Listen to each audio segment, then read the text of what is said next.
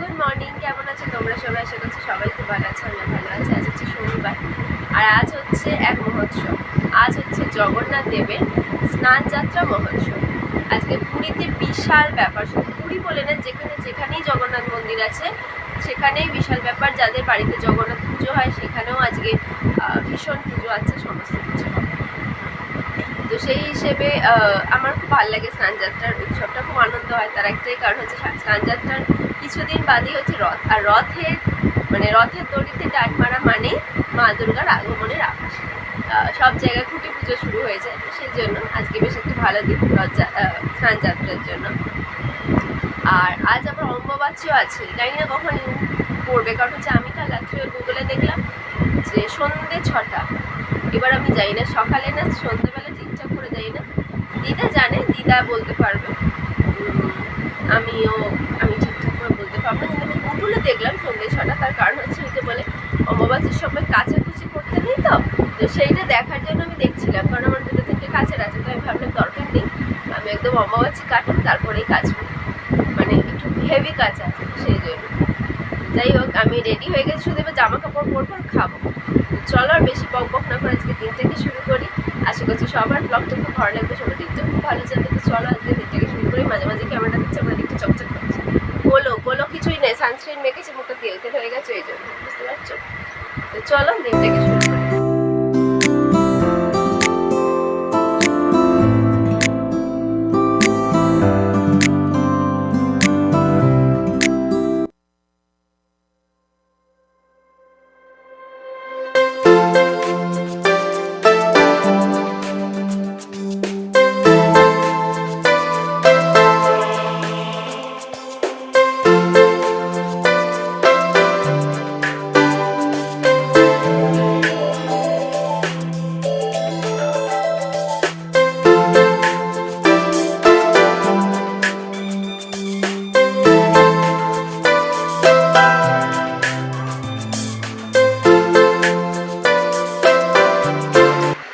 আমি এখানে পুরোপুরি রেডি, আর আমাদের এখানে কি দেখা হচ্ছে বলো তো? দেখো, জগন্নাথ দেবের স্নান যাত্রা দেখা হচ্ছে। চলো আমি বেরোই। আকাশটা একটু মেঘলা মেঘলা হয়ে আছে, দুদিন আগে থেকে বৃষ্টি হয়ে আমাদের একটু শান্তি দিয়েছে, কিন্তু গরম আছে, ওইরকম ভয়ঙ্করটা নেই। তো চলো আর বক বক করবো না, বাবা নিচে নেমে গেছে, আমিও বেরোই। আবার বিকেলে তোমাদের সাথে দেখা হবে। আমি অফিস থেকে বেরিয়ে গেছি, এখন হাঁটছি। এখন আমি বাড়ি যাব না, আমি যাব হচ্ছে পার্ক হোটেলে, ইচ্ছা আছে, কারণ ওখানে একটা এক্সিবিশন মতো চলছে, ফেসবুকে দেখেছি। এবার আমি জানি না কতটা সত্য মিথ্যে, ওখানে গেলে আমি বুঝতে পারবো যে কতটা আছে সত্যি নাকি মিথ্যে। যাই, যদি চলে এক্সিবিশনটা তো খুবই ভালো, তোমাদের দেখাতে পারবো, যদি না চলে তাহলেও খুবই ভালো, তোমাদের দেখাতে পারবো না। তো চলো এগোই, যাই, দেখা যাক।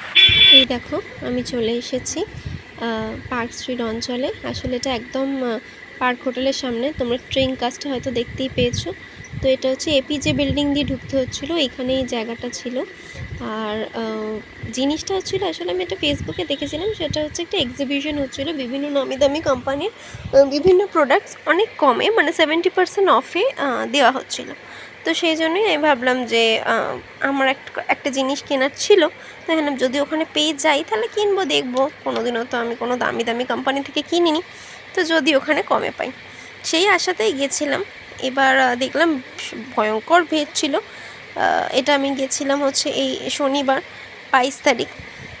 তো অনেক জিনিস ছিল অবশ্যই, এবং প্রচুর নামি দামি জিনিস ছিল, ওয়ালেট থেকে, বেল্ট থেকে, শক্স বলো, আর মানে ঘড়ি, তারপরে সানগ্লাস, ব্যাগ, জামা কাপড়, পারফিউমের তো ভয়ঙ্কর প্রচুর ছিল, প্রচুর। আর যেটা এবার আসল কথা হচ্ছে, হ্যাঁ অনেকটাই কমে দিচ্ছিল, অনেকটাই, কিন্তু সেই কমটাও আমাদের কাছে অনেকটাই এক্সপেন্সিভ। কারণ আমি তোমাদের বলছি, ওখানে জারা, গুচি, H&M, আরও যারা মানে খুব দামি দামি ব্র্যান্ড আছে তাদের প্রোডাক্ট পাওয়া যাচ্ছিলো। এবং আমি অত জানি না কোন কোন ব্র্যান্ড, কারণ আমি এত ব্র্যান্ডের সম্পর্কে ঠিক জানিও না। এবং অনেক দামি দামি ব্যাগেরও পারফিউমও তাই। কিন্তু সেটা যতটাই কম দামে দেখে দেওয়া হোক না কেন, সেটার কম দাম হিসেবেও আমার কাছে দামটা অনেকটাই বেশি। তো সেই জন্যই আমি আর অবশ্যই কিনতে পারিনি। দেখে এসেছি, ভালো লাগলো দেখে, কিন্তু না সত্যি বোঝা যাচ্ছিলো যে কোয়ালিটি একটা তো কোনো একটা ব্র্যান্ডেড কোম্পানির জিনিস যখনই তুমি ইউজ করবে তার কোয়ালিটিতেই বোঝা যায়, তো সেটা বোঝা যাচ্ছিলো। হ্যাঁ, আর সবচেয়ে বেশি ভিড় ছিল হচ্ছে ব্যাগের জায়গায়। ব্যাগের জায়গায় দুর্দান্ত ভিড়, আমি ব্যাগের জায়গাটা ঢুকতেই পারিনি। একবার দেখলাম হ্যাঁ সত্যি ভালো ব্যাগ আছে, কিন্তু সাংঘাতিক ভিড়, আমি আর সেজন্য ঢুকিনি। আর ব্যাগের পরেই যদি সেকেন্ড কিছু ভিড় হয় সেটা হচ্ছে জামা কাপড় আর পারফিউম, এই দুটোতে। কিন্তু ঠিক আছে, আমি অত পারফিউম ইউজ করি না, আর আমার জামা কাপড় কেনার দরকার ছিল না, কিন্তু ব্যাগে একটুখানি আমার যত লোভ থাকে সেই জন্য গেছি। মানে দেখছিলাম, কিন্তু না, ব্যাগও অবশ্যই আমি অত দামি ব্যাগ কিনবো না, আর আমার কাছে অনেক ব্যাগ হয়ে গেছে, তো আমি আর কিছু কিনিনি, ঘুরে টুরে চলে এসেছিলাম। প্রচণ্ড খিদে পাচ্ছিল, তাই ঘুরে টুরে বাড়ি চলে এসেছিলাম। আমি ঘরে এসে গেছি জানো, অনেকক্ষণ আগে ঘরে এসেছি, অনেকক্ষণ, কিন্তু আমি এসেছি, এসে প্রচণ্ড খিদে পেয়েছে, আর একটু বেরোনোর কথা ছিল আমার আর মায়ের।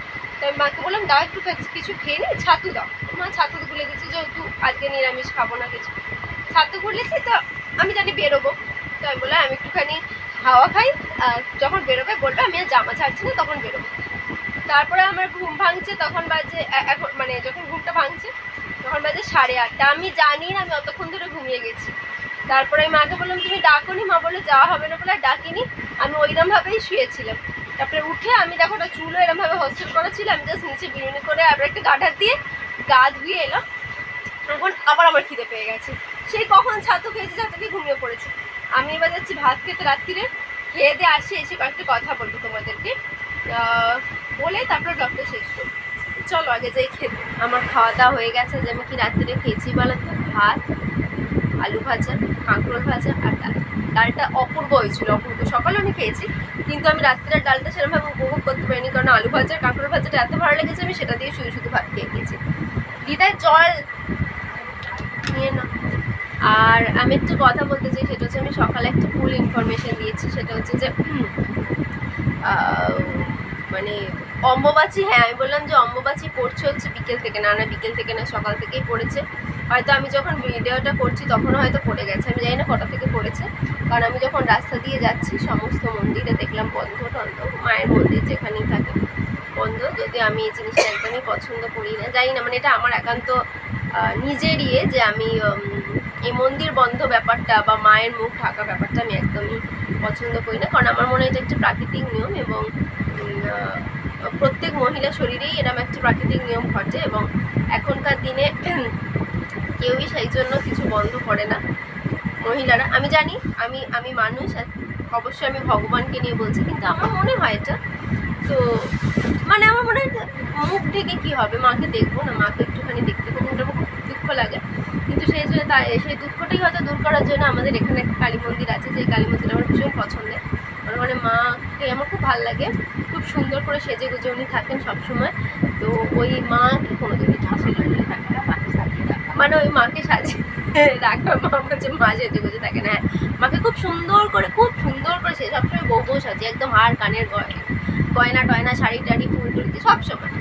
তো আমার খুব ভালো লাগে, মানে দেখলেই মনটা খুব ভালো হয়েছে, সে যতই মন খারাপ হোক না কেন।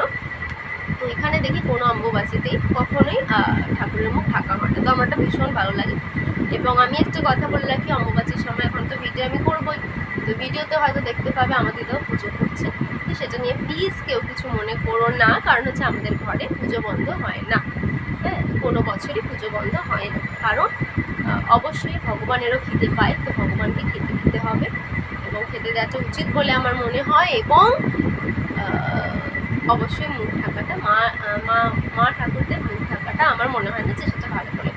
যখন ছোটোবেলায় ছিলাম তখন তো বুঝতাম না জিনিসটাই, তো তখন যেমন বোঝানো হতো সেরকমভাবেই আমি মানতাম। আবার যখন এখন বড় হয়ে গেছি, তখন যখন আমরা আসল কারণটা জানতে পারি, তখনও আমার মনে হয় না যে মুখ ঢাকাটা খুব একটা ইম্পর্টেন্ট জিনিস। সেই জন্য আমি কোনো মন্দির বা মানে কোনো ইয়ের কথা বলছি না, এটা আমাদের একান্ত ঘরের ব্যাপার, তো সেটাই। এবং আমার দাদু ভীষণ, মানে আমার মামার বাড়ির দাদু ভীষণই আধুনিক চেতার মানুষ ছিলেন, তো উনিও একদম পছন্দ করতেন না, তো সেই হিসেবে মায়ের মধ্যেও এই জিনিসটা আছে, দিদাও সেই জিনিসটা পালন করে। আর ব্যাস এটাই বলার ছিল। তো আমি যে ভুল ইনফরমেশনটা দিয়েছি সেটার জন্য আমি ক্ষমা প্রার্থী। অম্বুবাচী সকালেই পড়ে গেছে, আর আমি জানি না, কেউ যদি জেনে থাকো আমায় জানাবে অম্বুবাচীতে নখ কাটা যায় কিনা, কারণ অনেক সময় অনেক কিছু করা যায় না, সেই জন্য আমি জানি না নখ কাটা যায় কিনা, আমাকে নখটা কাটতে হবে, কিন্তু আমি কাটতে কাচতে পারছি না, ভয় পাচ্ছি না, কিন্তু যেহেতু কিছু কিছু যেমন কাচা যায় না, কাচতে বারণ করা হয়, তার একটাই কারণ হচ্ছে যেহেতু আমরা ধরিত্রী মাকে মা হিসেবে মানি, তো সেই সময় মনে হয় যে তাদেরকে আঘাত করলে তার কষ্ট হবে। তো সেই হিসেবে আমার এখনও মনে আছে, আমি ছোটো ছিলাম তখন, আর আমি নতুন নতুন কাচাকুচির কাজ শিখছি, তখন আমি ক্লাস 3 কি 4 পড়ি। তো আমি আমার অবশ্য তখন মাই সব জামা কাপড় কেচে দেয়, কিন্তু আমার কিছু একটা কায়দা মেরে কাচার ইচ্ছা হয়েছে, জানো তো, এটা তুমিও, আমি জানি না তুমি জানো কি না। হ্যাঁ, তো আমি কিছু একটা জামা কাপড় কাচছি, এরকম থুপে থুপে, মাকে দেখো, ওটা আমার খুব ভালো লাগতো, থুপে থুপে 10 বারের আওয়াজ হবে, তো আমি কেচেছি। আমার বাবা সাংঘাতিক রেগে গেছে হঠাৎ করে, তো রেগে গিয়ে বলছে যে তুমি কি করছো? তো আমি বললাম যে কাচ্ছি, তখন আমার খুব মনে আনন্দ, কাচ্ছি, বাবা বলতে খুব ভালো কথা। বাবা বললো তুমি জানো না এখন একদম কাচতে নেই। ভাবছি কেন কাচতে নেই কেন? তো বাবা না, এখন মাটি তো আমাদের মা, তো মায়ের শরীর ভালো নেই, মায়ের শরীর খুব খারাপ, তুমি যেই কাঁদছো মাকে আঘাত করা হচ্ছে, তাতে মায়ের খুব কষ্ট হচ্ছে, এক্ষুনি মায়ের কাছে মাকে প্রণাম করো, মাকে ক্ষমা চাও যে আমি আর করবো না এরকম, আমার কষ্ট হয়েছে, আমি আর করবো না। তো আমার ওটা এখনো মনে আছে। তো সেই থেকে তারপর আমি আর কাঁচা যে বন্ধ করেছি, আমি আর কাচি না, আমি বলছি কেচেই লাভ নেই, সব মাই করবে। তো মাই করে, মাও এটা জানতে মাই কথাটা জানতেই নিশ্চয়ই, কিন্তু তোমার তো মনে নেই। তো এই জিনিসটা একবার হয়েছে, কিন্তু এখন তো সবাই অবশ্যই এটি একটি প্রাকৃতিক নিয়ম, এবং সকল মহিলাদের হয়, ভগবানের হয়, তো সমস্ত কোনো সেটা নেই, লজ্জারও কিছু নেই, এবং লোকানোরও কিছু নেই। যাই হোক, আমি এটা বলে দিলাম যে আমাদের ঘরে এসব দেখলে তোমরা কিছু মনে করো না। তো চলো, এবার ঘুম পাচ্ছে, আমি দেখো টিকি বেঁধে নিয়েছি, এত পুড়ে আমি আর এটা খুলে বাঁধার, এখানে হোস্টেলটা ছিল, ওখান থেকে আমি আবার বিরিয়ানি করে ওখানে কাটা লাগিয়ে দিয়েছি। চলো, আজকের মতো ব্লগটা এখানেই শেষ করি। আশা করছি তোমাদের ব্লগ ভালো লেগেছে, ভালো লাগলে প্লিজ লাইক, শেয়ার, কমেন্ট আর সাবস্ক্রাইব করে দিও, পাশে থেকে দেখতে দেখতে সাথে সারাদিন দেখা হবে নতুন ব্লগের সাথে। আজকের মতো টাটা।